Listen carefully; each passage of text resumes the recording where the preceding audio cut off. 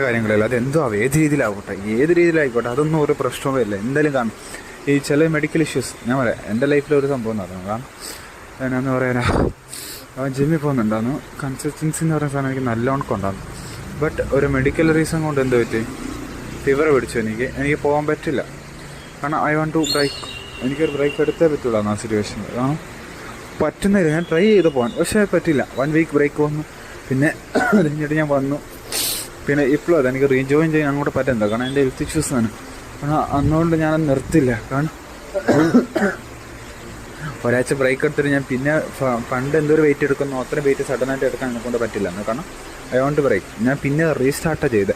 എവിടുന്ന് തുടക്കത്തിൽ നിന്ന് ചെയ്തു അതേപോലെ തന്നെയാണ് ലൈഫിലാണെങ്കിലും ബിസിനസ്സിലാവണമെങ്കിലും.